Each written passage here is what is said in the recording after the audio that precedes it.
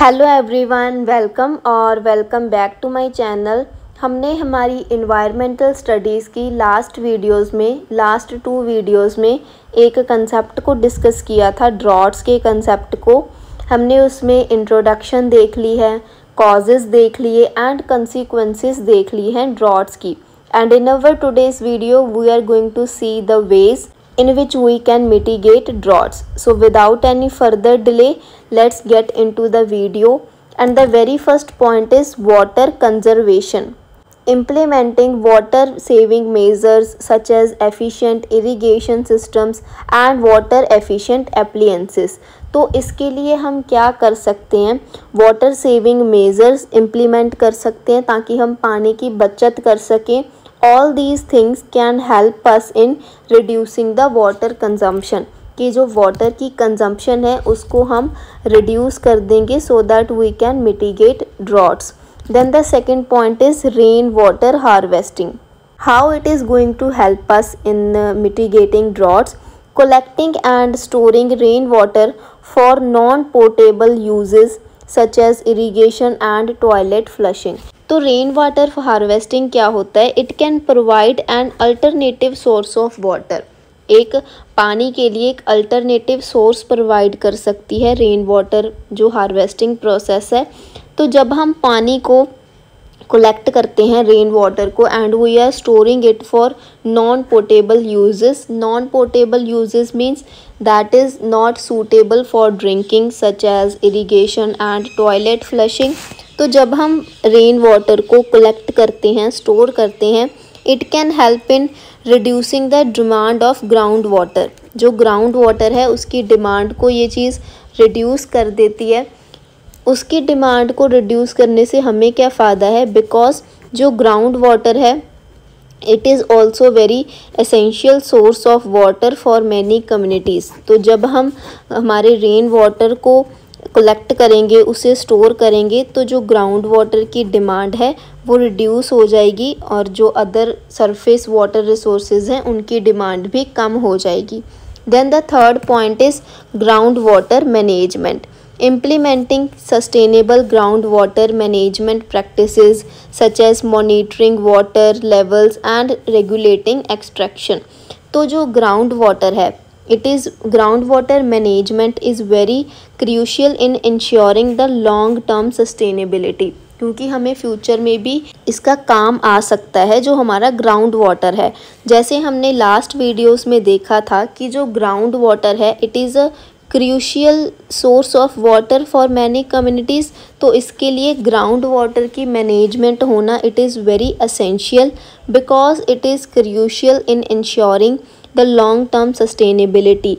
तो जब हम इम्प्लीमेंट करते हैं sustainable ground water management practices को, इसकी वजह से क्या होता है? It reduces the risk of over extraction का जो रिस्क है वो कम होता है and it leads to the decreased water tables. Then fourth point is drought resistant crops. Planting drought resistant crops and implementing conservation agriculture. तो जो हमारी drought resistant crops कौन सी होती हैं? Crops that thrive in the water scarce conditions, जो उन conditions में भी उनकी प्रोडक्शन हो जाती है। तो इनकी वजह से क्या होगा? इसके साथ सॉइल की जो हेल्थ है वो इम्प्रूव होगी अगर हम ड्रॉट रेजिस्टेंट क्रॉप्स को यूज़ करेंगे। Then the fifth point is early warning systems. Establishing early warning systems to alert the communities of potential droughts and enable the proactive measures. Early warning systems को establish करते हैं।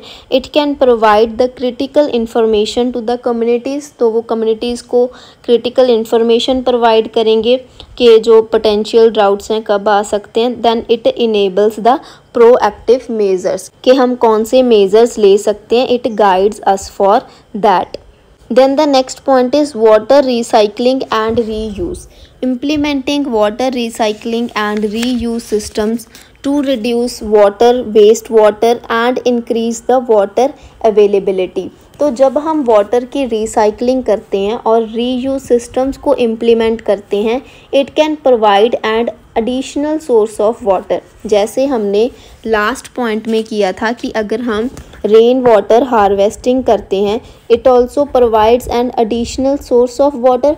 उसी तरह ये भी वही पॉइंट है कि अगर हम वाटर की रिसाइकलिंग करते हैं और रीयूज सिस्टम्स को इस्टेब्लिश करते हैं, so it can provide an additional source of water. तो इसकी वजह से क्या होगा, वेस्ट वाटर की रिड्यूस हो जाएगा और जो वाटर की अवेलेबिलिटी है वो इंक्रीज़ हो जाएगी।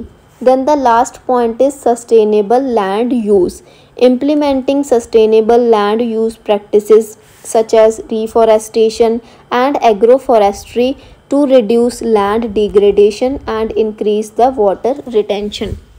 तो सस्टेनेबल लैंड यूज़ प्रैक्टिसेस को इम्प्लीमेंट करना होगा, जैसे रीफॉरेस्टेशन कि हम प्लांट्स को रीप्लांट कर रहे हैं, replanting the trees. And agroforestry it means एक फार्मिंग प्रैक्टिस होती है जिसमें कॉम्बिनेशन होता है एग्रीकल्चर का और फॉरेस्ट्री का। हाउ ये कैसे काम करेगी, it can reduce the land degradation, और जो वाटर की रिटेंशन है उसको इंक्रीज़ करती है। जो हमारी सस्टेनेबल लैंड यूज़ प्रैक्टिसेस हैं, it can help to reduce the land degradation and it increases the water retention. अगर हम इन प्रैक्टिसेस को इम्प्लीमेंट करते हैं तो it can help us in mitigating the impact of droughts. So in conclusion हम क्या बोल सकते हैं, that droughts are complex issues that requires a comprehensive approach. एक कॉम्प्रिहेंसिव अप्रोच चाहिए कि हम सभी एस्पेक्ट्स को ध्यान में रख के एक अप्रोच बनाते हैं टू मिटिगेट देयर इम्पैक्ट्स, कि हम जो इम्पैक्ट होते हैं ड्रॉट्स के उनको रिड्यूस कर सकें, कम कर सकें by understanding the causes and consequences. क्योंकि जब हमें पता होगा कि ये चीज़ किन कारणों की वजह से हो रही है और इसके जो इम्पैक्ट है वो हमें कौन कौन सी जगहों पर, कौन कौन से हमें सेक्टर्स में देखने को मिल रहे हैं, so we can work together towards implementing the effective solution, ताकि हम रिड्यूस कर सकें रिस्क को एंड ड्रॉट्स के इम्पैक्ट्स को on our communities and as well as our ecosystems. So that's all for our topic droughts। ये topic को हमने 3 वीडियोज़ में completely कवर कर लिया है। And in our next video we are going to maybe study about dams. हम dams के बारे में देखेंगे कि उनके बेनिफिट्स क्या हैं और उनकी प्रॉब्लम्स क्या होती हैं डैम्स की। If you have any problem in this topic then please ask me in the comment section।